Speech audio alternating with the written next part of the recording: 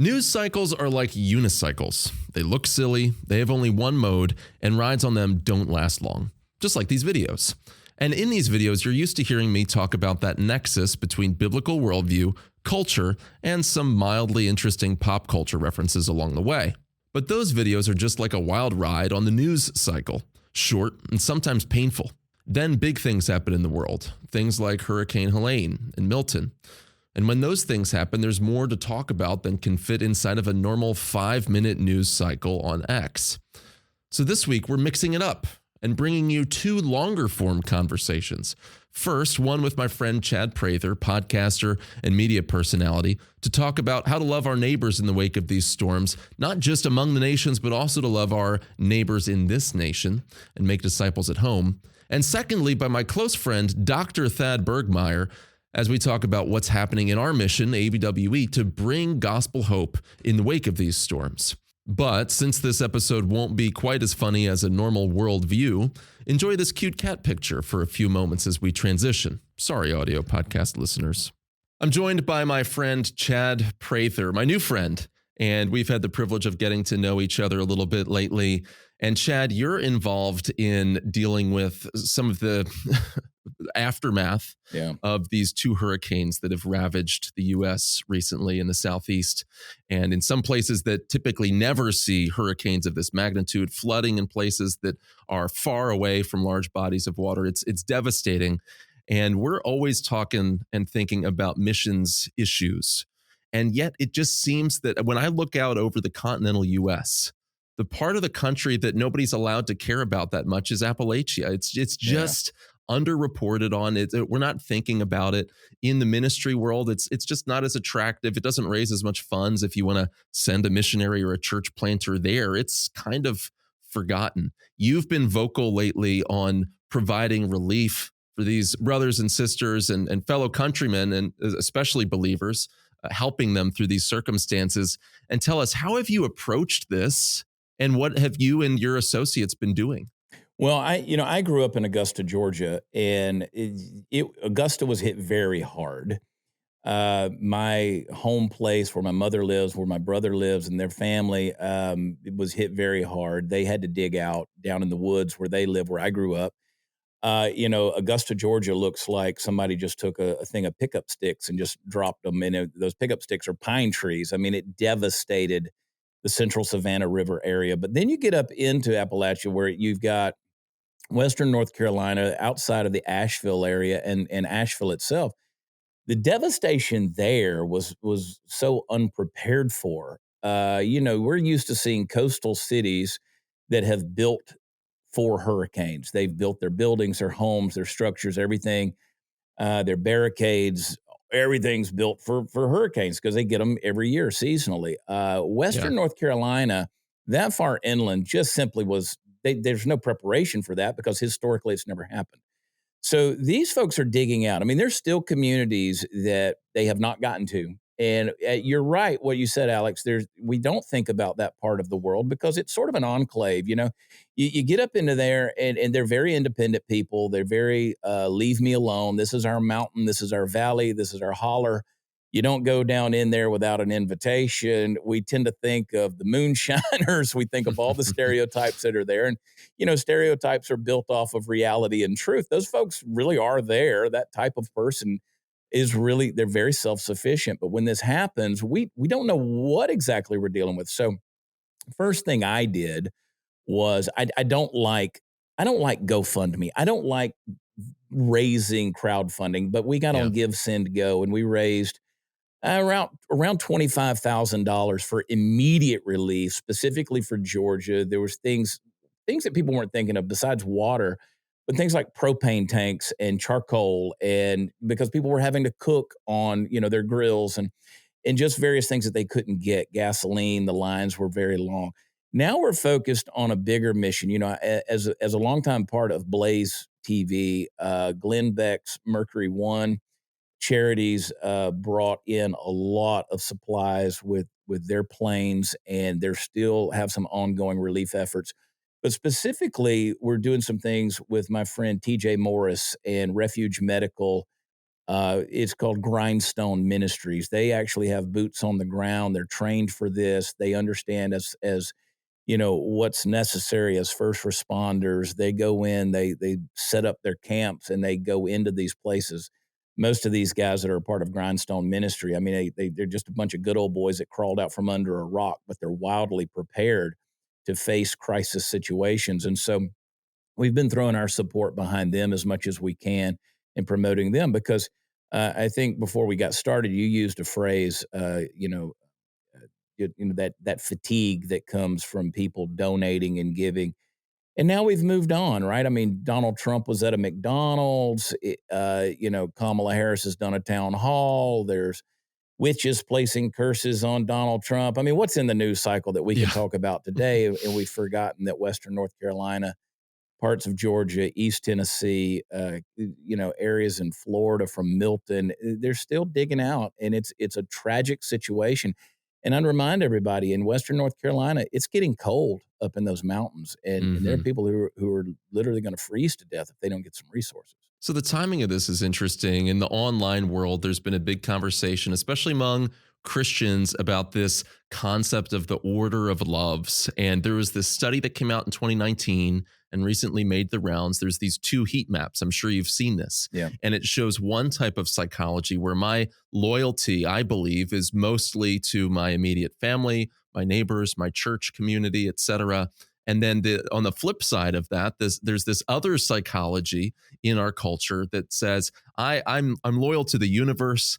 I'm loyal to extraterrestrial beings, every blade of grass, every roaming molecule out there in the distant cosmos. Yeah. But I don't feel as close an affection to those that are immediately around me. You could diagnose why there's this massive gulf between these two different personalities, which correspond to two different sides of the cultural and political spectrum. But I think that makes it difficult for us in the church as Christians because we believe in a global God. We believe in missions. But I was just preaching on missions at a church a few weeks ago, and I shared, look, I understand it's Mission Sunday at your church. Somebody comes in talking about let's love the world. And it sounds like this thing where you're asking me to think about these big macro abstractions. You're asking me to care about the orphan on the back of a brochure that you'll never meet in person. And I want to say to people these days, that's not what we're saying. We're not just calling you to this abstract thing that never actually touches down in your life. We're talking about loving the world in these concentric circles from the inside out, meaning I'm going to be loyal to God first. I'm going to meet my obligations in my family, my church, my neighborhood, my extended family. And then the overflow of loving neighbor and making disciples is going to be that I'm going to care about the state next to mine, and I'm going to care about my whole country, and I'm going to care about unreached people groups on the other side of the world. I think there's a logical way that we can think about these things. But what's some of the challenge that you've seen in the fact that, we're asked to care and told we must care and will be made to care about so many different things, such that when a couple of absolutely devastating storms roll through these parts of the country, too many people, including people in a position to help, they can't be bothered. Is there something wrong in the way we're thinking about what it means to love our neighbor? Yeah, there's a disconnect, isn't there? One of the things, the old adage that comes to mind when you say that is the light that shines the brightest at home by nature shines the farthest away. So it should stand to Mm. reason that if we are truly a place that has resources and a bright light shining in us, then we should be able to reach out and touch the ends of the earth. I mean, the global commission that Jesus gave us was a discipleship mandate, which should separate. The analogy that I come up with is the difference between a rifle and a shotgun. You know, you can shoot a shotgun and the shot spreads a big wide pattern. We tend to think of that as being our evangelistic efforts, but discipleship is more of a rifle shot. It is a very pinpoint, accurate target. I am literally walking over to. I can take a bucket of water and throw it at 5 bottles across the room from me. A little bit of water is going to go into the bottles, but I want to walk over and specifically pour the water into the bottles. And I think that's what we're missing. We're using that shotgun approach. We're using that scatter approach. Let's just Mm. toss seed out there and hopefully they'll find some good ground. We have to get very direct, very deliberate, very specific with this mission goal that we have and go out and truly We got to go out and make disciples. And to do that, you have to pour your life into other people. Now, this is a perfect situation when chaos erupts in our fallen world. That should be a first place where we look and say, oh, there is a need here. Let me go do what I can to meet that need. James was very specific when he said, true religion is to take care of widows and orphans. This is a widow orphan type of situation. These are people who are, as James was saying, he was literally saying these are helpless people, and you can be helpful. So let's go help them, and we should be that should be on our radar all the time. I was just on a podcast earlier today where I talked about the news cycles and back in the 80s when they came up with CNN and they launched a 24-hour news channel. I can remember as a kid just having the common sense to say, well, this is going to be problematic because eventually they're going to run out of news stories and they're going to have to start making news stories up in order to fill the time. Yeah. And I was sitting there, I can remember saying, well, what are they going to talk about after they tell you all the news? And so now we're seeing that they bombard us with sound bites and information, and we tend to get distracted. So we've lost our ability to think critically and to focus. And so here we are. Uh, we've gotten distracted. We've moved on from that. There are people. I just talked with my friend Mark Templeton, who is a pastor in Asheville, a little small country church. He almost died in the floods that hit. He got caught up in it, and his story is powerful. I interviewed him for a little segment on my show, and the testimony there is incredible. But when you hear these people and their stories and what they're going through, and you see the video of these people who are having to take shovels and scrape the mud and the stuff out of their storefronts and their homes, tragedy is sitting there. People say, I want to do ministry or I want to engage in opportunity. Here it is. I mean, I'm just telling you, and whether you ever put boots on the ground or not, places like Grindstone Ministries, there's so many to name. I mean, Samaritan's Purse, Mercury One, there's so many different ones that are good, admirable folks out there pushing through the bureaucratic smoke, the FEMA stuff, the Red Cross, the things that we just simply don't trust because we've all become that person, and rightfully so in most cases. But those folks, they're out there doing the work, and one of the things that we can do is help them with resources financially, and just prayerfully. I mean, right now we're on Facebook and on X every morning. I'm writing out daily prayers, 30 days of prayer leading to November 5th. We're on day 19 today at the time of this taping. And when Hurricane Milton hit, a lot of people said, well, it wasn't as strong as they said it was going to be and as they predicted. And they said, well, maybe they were lying to us. Maybe the meteorologists and the government were telling us that it was going to be stronger to manipulate some sort of a response. And I said, or maybe we were all praying about it.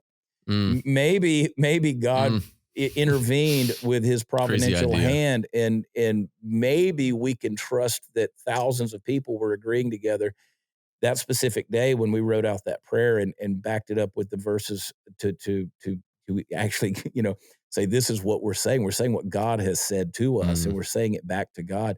Perhaps there is power in prayer. Ministry is still effectual if people are willing to be available to it and not lose. What does Galatians 6 say?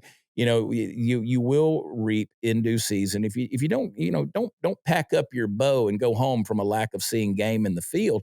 I mean, don't grow weary. Don't lose heart. Stay in this thing because you will in due season reap the things that you've sown. Well, that brings up some crazy things. Obviously, the conspiracy theory that, hey, maybe prayer works. But beyond that as well, part of the reason we're having this conversation is because a lot of people know you as a political guy and a cultural commentator, comedian, all those sorts of things. Yeah. And the fact that you're doing this on Facebook and writing out these prayers, I mean, that's just the tip of the iceberg. But Chad has gone through a little bit of an evolution or a revolution or reformation in some recent months and weeks. And what does that look like for you? Because I think we look at the current cultural political moment and pick the headline. If it's if it's Hurricane Milton, if it's any event that's happening, at human hands or a natural disaster, or anything in between, everything is political now.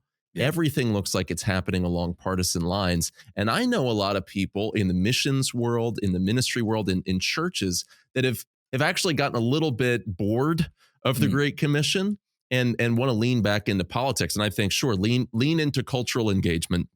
Don't neglect the calling that we have to be citizens. Paul says to the Philippians, walk in a manner worthy of your heavenly citizenship. But he's making a yeah, point to these Philippian colonists who are citizens of Rome. He's saying, hey, as much as you care about your political citizenship, care more about the kingdom of heaven. But he's right. he's saying to them that your citizenship and your civic obligations matter. And so I understand cultural engagement, but I'm also seeing so many people become political that weren't political. It's not every day that you see people that are inside the Beltway, not that you're a Beltway guy, but people that are in that world and come up for air and realize, man, this is a spiritual battle. And what we need is not just to recognize that it's a spiritual battle while we're doing this other thing over here, but what we actually need is spiritual weapons for the spiritual battle. That there's tools and there's levers that we're pulling now culturally that are fine, but that's not what's ultimately going to affect the advance of the kingdom, Yeah. the work of the Great Commission. So I'd love it. Could you talk to us a little bit about what that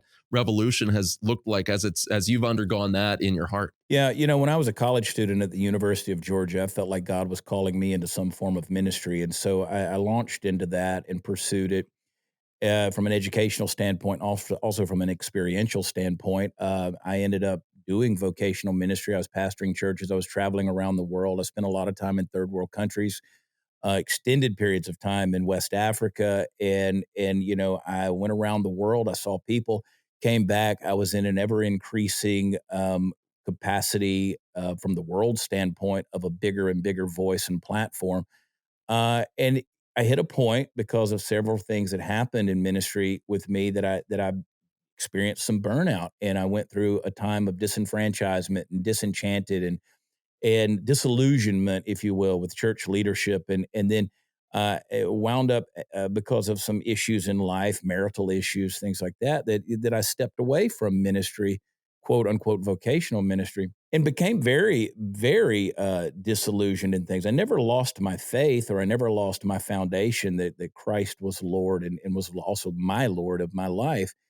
But I went into the world of entertainment because God had given me this ability to communicate, and He made me a humorous person, and so the doors of opportunity opened for me. But that led down a path of just saying, okay, let me play both ends against the middle. I am a faith based person, but there's also this world out there that needs entertaining, and so I was very lost in that world for a number of years, Mm. and it led me experientially into some places that I think God is using these days, but I don't want to go back to those places, if that makes sense. So fast forward, a decade, a while back, God kind of spoke to me. There was a burden, and I always say, my friend Gary Chapman has always told me that, he said, if you hit rock bottom, look around, you'll see my name scribbled on the cave wall a few places. And, I think that God only uses broken people. And I've had those Mm. seasons of brokenness in my life. I'll be 52 years old in December. I've never had a midlife crisis, but I think I've had about 6 breaking experiences in my life where God just really opened my eyes to some things. And recently, really early this year, it culminated in the Lord sort of speaking to me and saying, listen, I made some huge investments in your life early on. Now I'm going to make some withdrawals.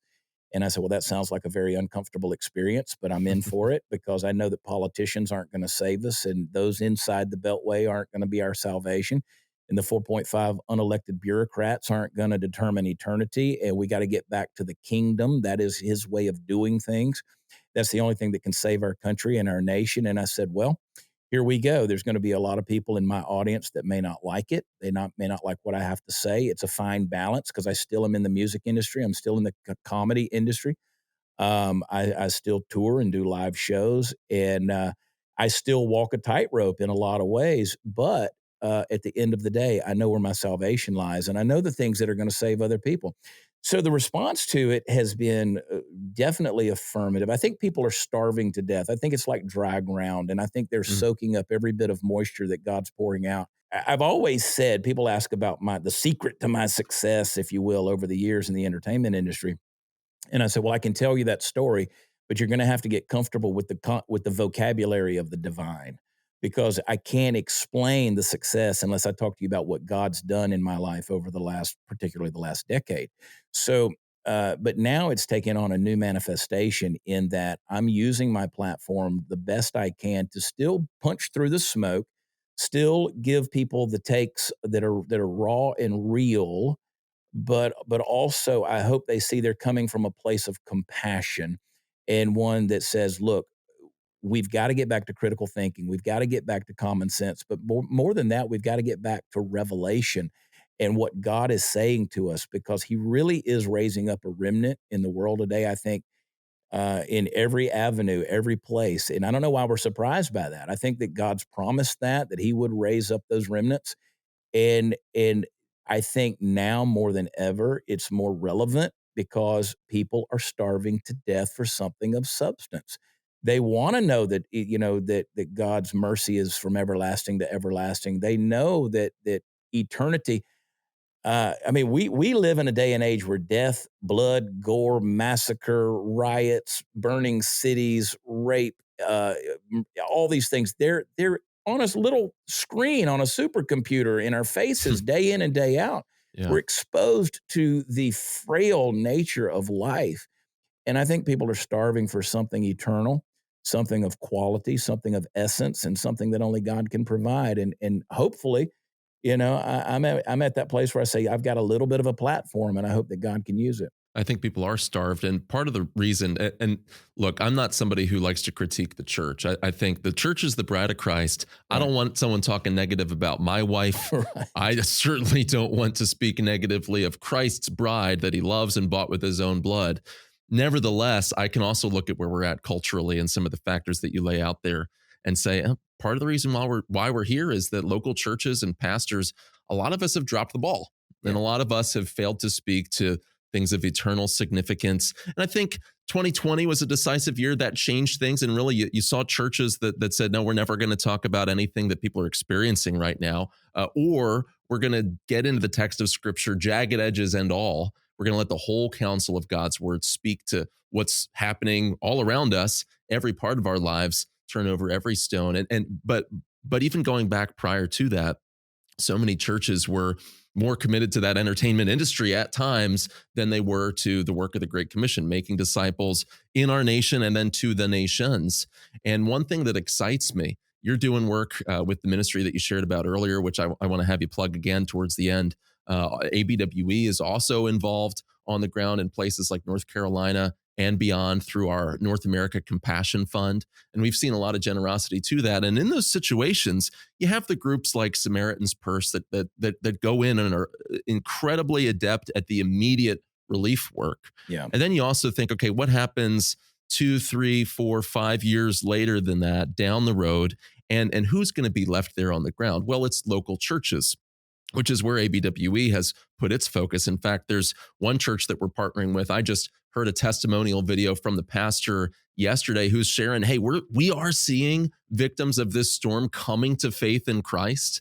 Now that they have nothing, they're actually open to spiritual conversation. And so salvations are coming out of this. Not that we minimize the suffering, but it's amazing what God does providentially, in his sovereignty to draw people to himself. We're seeing that happen through our church partners. Our goal is to see the local church then be faithful, be present, be on the ground, and be equipped to overflow in love and good works to its neighbors in the years that it's going to take in the aftermath of these storms. It's not just a 3-week service project that's going to get all these communities back on track. This is serious damage. And so what would you say is the church's role in this? If you're speaking to pastors or speaking to fellow church members, people of leadership positions and influence in the church world, and what do we focus on now? Do we focus on just the far away and the abstract? Do we focus on practically, tangibly meeting the needs of our neighbors, engaging the culture around us? But what would be your counsel to churches that are realizing, okay, we have an obligation here,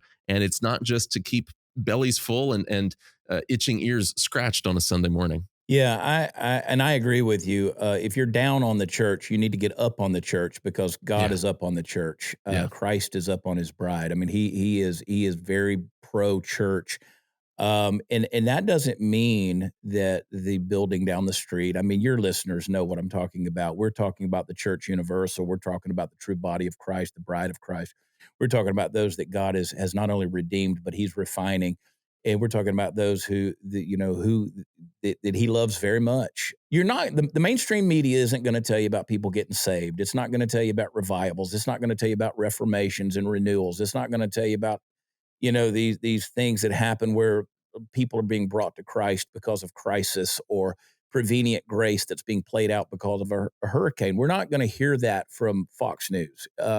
It's up to people like you and me to say, this is what God's doing, and Yeah. let's continue to stir folks to faith and say, look, God is moving. You may not hear about it because it's not mainstream, but God is moving. Now, the American church has become very apathetic in terms of, let's make sure that the coffee is the right flavor in the lobby, and the fountains are pretty on the grounds, and the temperature is the right, in the sanctuary, in the auditorium, in the children's church is exactly the way it needs to be. And so we've kind of focused on this commercialization of the American church, and we focus on a lot of the wrong things when what we need to be doing is truly. There's enough self-help motivation books. I mean, you can read Jordan Peterson, Stephen Covey. You can do all of these things, and even the psychobabble that's coming from the so-called edgy guys these days. Which hey, listen, there's merit in the words that they're saying, but at the end of the day, the gospel is the death, burial, and resurrection of Jesus Christ. Preaching is the charisma. It is that victory proclamation that says at the end of the day, we win. We've already won. We're going to walk as victors. It is a battle cry of Mm. saying we've already done this. It's been done for us. And now we're going to walk in that victory, and we're going to be light in these dark places. I hear very few people talk about, I mean, we talk about open borders and millions of people pouring across a porous southern border of the United States, but we very rarely are talking about the mission field that's open for us. I mean, we've refused to go to where these people are. Well, God's literally brought them here to us. Now, does that mean that the open border is a good thing? No, absolutely it's not. Does there need to be some sense of justice in that, deportations and bringing things back to normal? Absolutely. Uphold the rule of law in regards to this. But in the meantime, I have a church local here to where I live. They have a 2:00 service on Sunday afternoon, and they minister to people who are here illegally. It's a Spanish speaking service. They're doing what they can in their outreach here in the Houston area. There's a number of churches out there that are doing a phenomenal job. But by and large, you don't hear people talking about that mission field that is now here. I mean, when you have 165 nations represented in encounters at the southern border in 12-month space of time, the nations are literally here. It's a dangerous situation, but we have a gospel that overcomes. And so I'll say this, and I just kind of summarize all of this is in the book of Revelation. John talks about that they overcome by the word of their testimony, the blood of the Lamb, and they love not their life even unto death. I think that is a three-piece recipe that we've forgotten. Yes, we do have the word of our testimony. Yes, we understand the blood of the Lamb. I mean, we sing about that, we praise the Lord, and we raise our hands, and we get together, and we feel really good about that. But we've forgotten that third part where you love not your life even unto death. We have become a people of, quote, Mm. faith that's more about preservation than it is Mm. salvation. And salvation requires, I mean, I don't care if you're in the Old Testament or the New Testament, it requires the shedding of blood. There is going Mm. to be suffering engaged with that. There is a cross involved.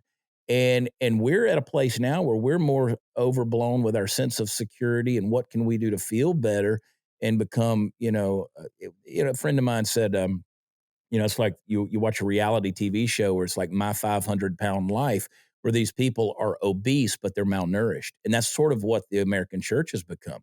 We Mm. have consumed and Good consumed and analogy. consumed to the point where we're spiritually malnourished. We got to get back to that sacrificial type of I'm going to take up my cross daily and follow. Jesus wasn't nice. There's no commandment that says to be nice. I'm all for being nice when nice is required or is possible. But a fruit of the spirit is kindness, but kindness isn't niceness. Yeah. And so we've gotten into, as my friend Allie Beth Stuckey, her new best-selling book, Toxic Empathy. I love that phrase. We've gotten toxic empathy because we felt like, oh, we got to make everybody feel accepted. We don't. And we don't have to be nice to everybody. I think we can be pointed with the truth. The truth is not nice. God is not after reclaiming everything about you. In fact, I remind people that God's not taking all of you to heaven. There are parts of you that aren't going to make it. Like he's got to chisel that stuff off of you because it ain't going to fit through the gate. So when Jesus says, hey, it's easier for a camel to fit through the eye of a needle than it is for a rich man to enter into heaven. I mean, these are the kind of things that we have to get back to. I'm at a point now where when I see, as Peter says, when he says that judgment starts in the house of God, sometimes in my times of prayer, I'm sitting there going, God, can any American be saved? Can we, any of us? I mean, if we being righteous is what he says, are barely going to make it, how much more difficult is it? So I'm sitting there going, I don't know if any of us here in this overblown, commercialized, fat American spiritual culture, I don't know if any of us are going to make it. And I let me just say, guys, you can make it. You can make it. Yeah. But there is a fear. There's a fear of God that's lost, and that holy reverence of a holy God that we have lost and misplaced, thinking, oh, it's going to be okay. We need to get back to that. And you look online right now, and you see a lot of people that are waking up, realizing that some of the narratives that are prevalent in our culture now are constructed, and they come from ungodly sources, and they're awakening, or they're red pilling, or whatever terms you want to use, to so many things. And I'm grateful to see that, but I also have this thing in the back of my mind where Jesus talks about a time in Matthew 25 in which the love of many will grow cold. As all the chaos is happening in the world and whatever situations he's describing there, I think that has echoes and reverberations throughout history. I don't think that's just a prophecy of one time that happens. And I see that in our midst. I see there's many on our side that are thinking rightly about political, ideology or biblical exegesis or these various things now. But here's the real thing is, can you make sure that regardless of the device that's in your pocket that's showing you all of these things, can you prevent your heart from going cold? And that's why I love talking to you, Chad, is you're somebody who's been there. You know that feel, that pull. Yeah. Your heart doesn't seem to have grown cold. If anything, the Lord is warming it. And I think we all need that, especially those of us that are consuming this type of content on a regular basis. We need our hearts to be warm. And that does lead me back to, again, the groups that you're working with in the wake of this hurricane. So remind us how people can learn more about them, give as the Lord would lead them. Yeah, and again, my friend TJ Morris, he's another guy. He's one of these big guys that was radically saved by grace, that he had no clue what he was doing, and God laid it on his heart to start a YouTube channel. And he said, well, I don't know what to say. And he said, I want you to read my scripture out loud. And that's all he does, is he just reads the Bible on YouTube. And radical. He's insane. He goes, I'm not doing that. And God said, yeah, you are. You wanted to know what to do. I'm telling you what to do.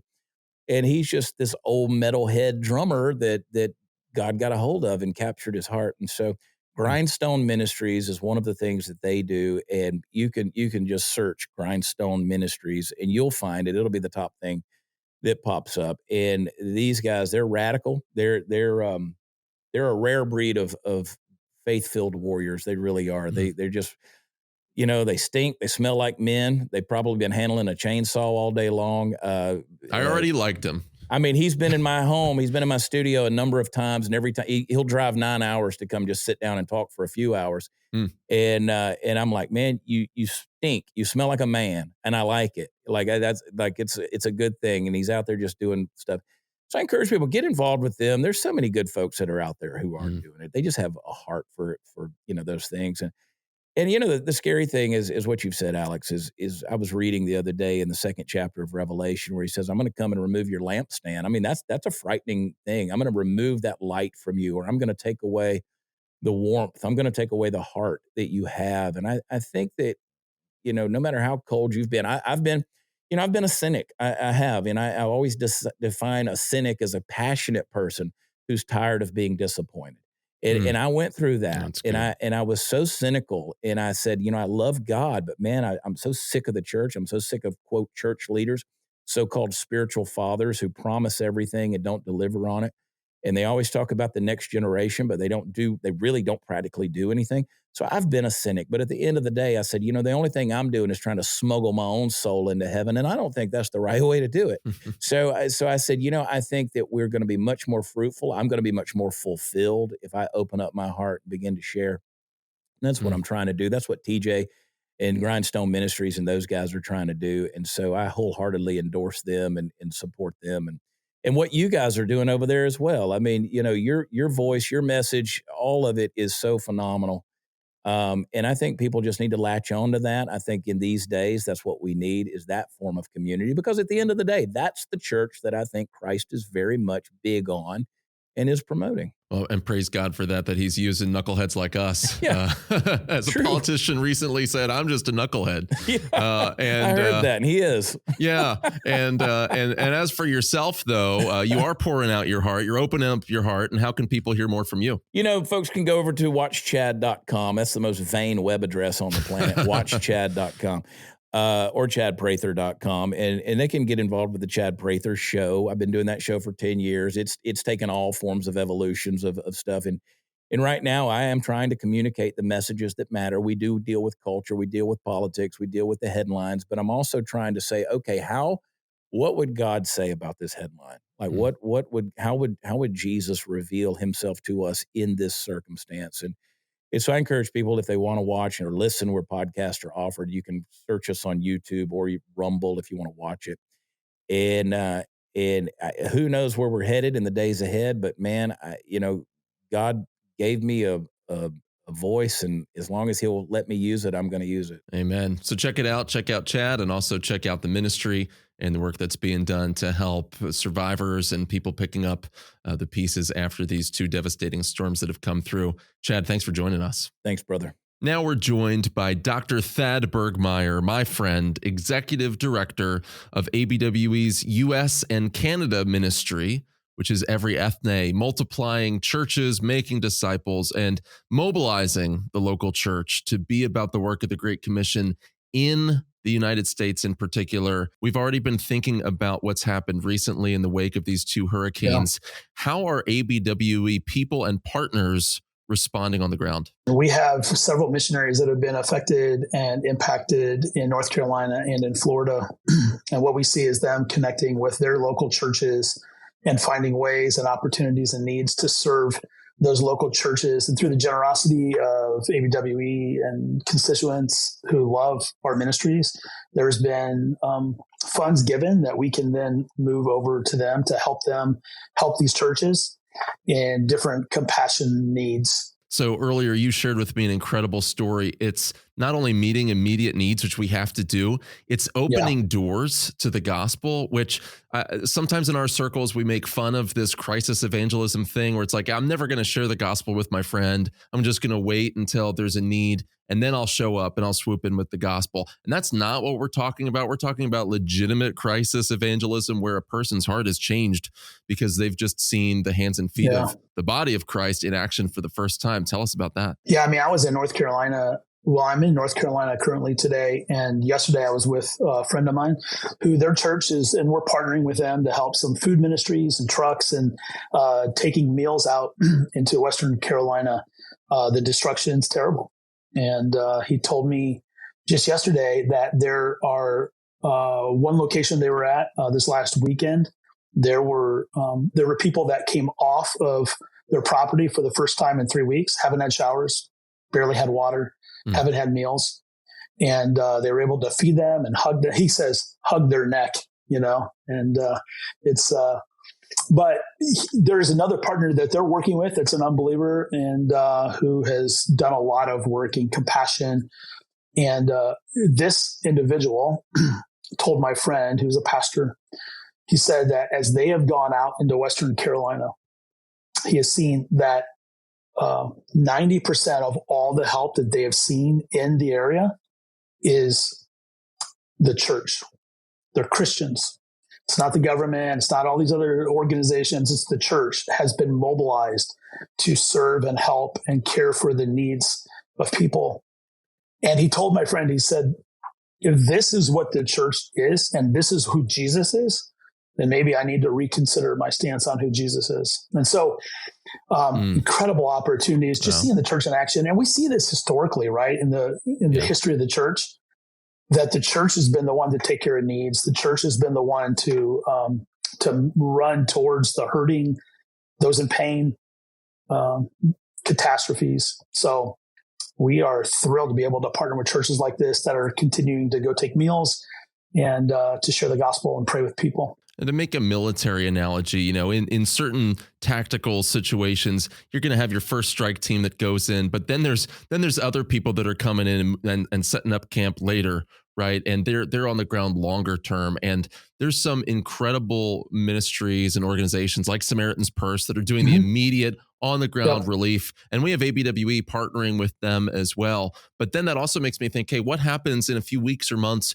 when a lot of those immediate response teams are gone? Who's going to be left there? Well, it's going to be churches, right? And so can you talk to us a little bit about why it matters not just to do the broad thing initially, which we have to do in that initial response, but what we can do in terms of longer term blessing these types of churches that you're talking about, helping to fund and partner with through ABWE's Compassion Fund? Well, and what we don't even realize, I mean, the devastation that happened in Western Carolina. I mean, he was talking about his sister helps lead worship at a church out in Western Carolina. And there's, it's, I think, small town in the hills church, Baptist church.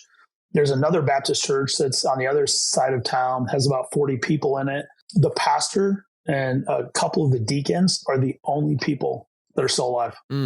That the mountain gave way, and when it collapsed into this city, that to their knowledge, there's all 30 some people in the church they're not accounted for. So now you have this other church is saying, how can we serve this church? We have a church out in Eastern Carolina that's coming in and saying, how can we serve this church? And we're just come along saying, hey, we have resources, tools, ability to help in any way that we can to serve you guys. And we want to help mobilize and make it possible for you. They're going to go out there in 2 weeks. And that's part of the funding that we're offering to them, is to go take their food truck out to this area, which, interesting enough, Alex, he told me there are some little villages and towns like this that no one has been to yet. And, we only see what we see on the news, and it's all somewhat politicized, but like the church is active and excited to take the good gospel to people who are desperately hurting right now. There's not a lot of good news in this situation, but what's good news is Christians being Christians. Yeah. And usually you hear these testimonies, not usually, but you hear, oh man, I love your Jesus, but I can't stand your Christians, right? And this is the opposite. Man, if this is how Christians act, I want to know your Jesus.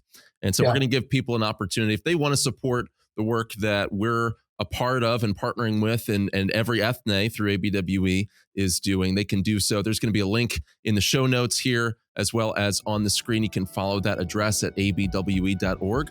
We'll give you an opportunity to give there. Thad, thank you for joining us. Thanks for watching. We produce this show not only to model a biblical worldview, but to move you out into the world. Be a part of God's mission. Find your role in advancing the gospel at abwe.org.